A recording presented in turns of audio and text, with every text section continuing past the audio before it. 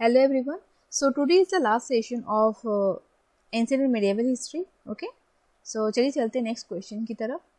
इसमें which contributed maximum in the development of Bhagavata cult. Okay. तो इसमें से जो गुप्ता है वो जो भगवत कल्ट है उसके डेवलपमेंट के लिए उनको कंट्रीब्यूशन जाता है since from the Chandragupta to that is Vikramaditya onwards जो भगवत वैष्णविज्म उसको प्रमोट किया जाता है. ओके.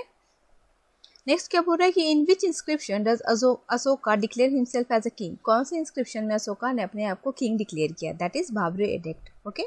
जहाँ पे अशोका ने बाबरी एडिक्ट में मेंशन किया कि Priyadarshi that is king of Magadh. Okay. And इन्होंने ये भी मेंशन किया था कि इनको फेथ है इन बुद्धा धम्मा एंड संघा. ओके. नेक्स्ट क्या बोल रहा है What was the main cause of victory of Babur in the Battle of Panipat. Battle of Panipat में बाबर का विक्ट्री क्यों होता है. ठीक है. ऑल्दो इनके पास क्या था आर्मी जो था वो कम था. ठीक है. तो तुगलमा सिस्टम इसमें क्या होता है कि जो एक टैक्टिक होता है जहाँ पे जो आर्मी है उसको left right and centre points मतलब इफेक्टिव इन सर्कलमेंट करके वो जीतते हैं. इनके पास एक स्ट्रैटेजिक डिवीजन होता है जिसके चलते ये बैटल ऑफ पानीपत में इनकी जीत होती है जो कब होता है 1526 में. Fine. Under the reign of which sultan was the large scale khalisa land develop. मतलब खालिसा लैंड किस सुल्तान के टाइम डेवलप होता है तो अलाउद्दीन खिलजी के टाइम पे खालिसा लैंड वे directly under the sultanate control. मतलब जो सल्तनत है उसके कंट्रोल में डायरेक्ट खालिसा लैंड था जो मैनेज किया जाता था through the nobles and the officials. तो अलाउद्दीन खिलजी ने एक्सपेंड किया था ये खालिसा लैंड सिस्टम को सो दैट कि जो रेवेन्यू एंड एडमिनिस्ट्रेशन है उसके लिए इन्होंने इसको एक्सपेंड करता है. ठीक है. अलाउद्दीन खिलजी. नेक्स्ट क्वेश्चन क्या बोल रहा है कि कौन इंट्रोड्यूस करता है जब्ती system. That was introduce by Akbar. जब्ती सिस्टम जो होता है उसको दहसाला सिस्टम भी कहा जाता है एंड इसको अकबर के द्वारा इंट्रोड्यूस अकबर के टाइम पे जो फाइनेंस मिनिस्टर होते हैं राजा तोदारमल वो उसको इंट्रोड्यूस करते हैं. ठीक है. ये क्या करता है इट फिक्स लैंड रेवेन्यू मतलब जो एवरेज प्रोड्यूस होता है लास्ट 10 ईयर में उसके बेसिस उसको ये किया जाता था. ठीक है. फिक्स किया जाता था लैंड रेवेन्यू को. फाइन. नेक्स्ट क्वेश्चन क्या बोल रहा है कि which metal use in the coins. जो टंका सासगनी एंड जित्तल ये सल्तनत पीरियड में ये क्या था. ठीक है. जो टंका है सासगनी है इसको सिल्वर क्वाइन था ये और जित्तल क्या है copper coin. Right. Next question क्या बोल रहा है कि किसने लिखा था 12 मासा. दैट इज मलिक मोहम्मद जैसी ने इसको लिखा था एंड जो 12 मासा ये एक पार्ट है एक एपिक पद्मावत का जिसको कंपोज किसने किया था मलिक मोहम्मद जैसी. तो उसका ये पार्ट है. ठीक है. 12 मासा. ओके.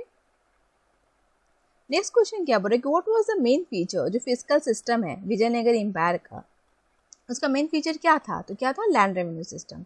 जो मेन सोर्स ऑफ इनकम था विजयनगर एम्पायर का वो लैंड रेवेन्यू था. ओके. नेक्स्ट क्या बोल रहे हैं जवाबित. जवाबित इज रिलेटेड टू. तो जवाबित मतलब क्या होता है कि refers to state laws. ठीक है. the law of state during the Sultanate period. okay. Next क्या बोल रहा है कि what was the main cause of struggle between Shah of Iran and Mughal emperor.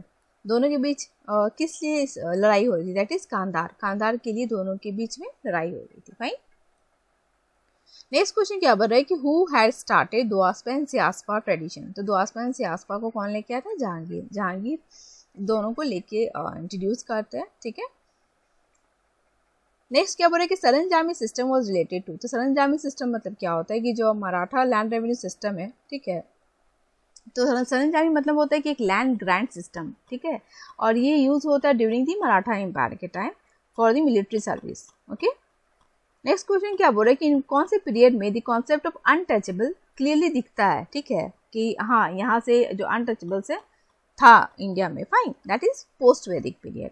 उस टाइम से जो अनटचेबल या कास्ट सिस्टम या वर्डर सिस्टम जो था वो दिखने लगता है. ठीक है. Which of the following source is silent about the trading route of ancient India.